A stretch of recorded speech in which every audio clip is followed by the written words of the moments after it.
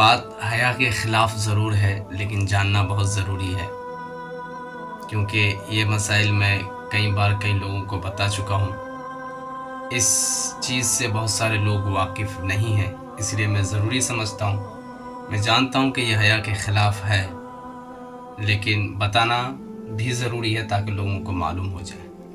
میں کوشش کروں گا کہ حیا کی آڑ سے بات کروں، حیا کی آڑ سے سمجھاؤں اور سمجھنے کی کوشش کریں کہ ایک بات ہے کہ بہت سارے لوگ یہ سمجھتے ہیں کہ ہم جو ہے رمضان کے مہینے میں اپنی بیوی سے صحبت ہم بستری نہیں کر سکتے ہیں، یہ سمجھتے ہیں بہت سارے لوگ۔ یعنی انگریزی میں اس کو کہیے کہ اپنی بیوی سے حلال سیکس وہ جو ہے نہیں کر سکتے ہیں، ایسا سمجھتے ہیں لوگ، لیکن یہ ٹھیک نہیں ہے۔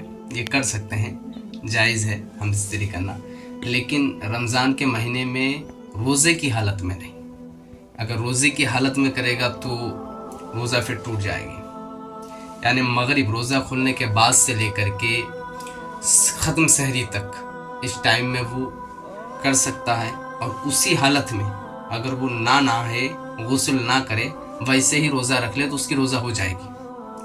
ہاں، یہ الگ بات ہے کہ وہ روزہ غسل نہ کرنے کی وجہ سے، اگر غسل نہ کرے تو وہ عبادت نہیں کر سکتا، نمازیں نہیں پڑھ سکتا، تو نمازیں چھوڑنے کی وجہ سے وہ گنہگار ہوگا، لیکن اس کی روزہ ہو جائے گی۔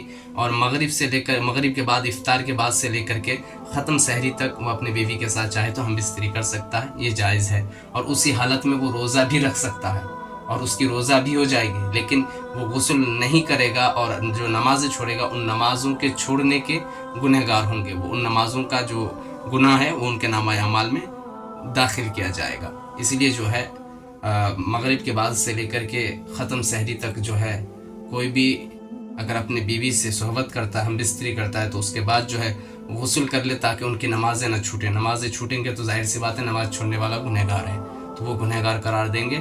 لیکن وہ رمضان کے مہینے میں اپنی بیوی سے مغرب سے لے کر کے ختم سحری تک ہم بستری کر سکتا ہے اور اسی حالت میں روزہ رکھے تو اس کی روزہ بھی ہو جائے گی۔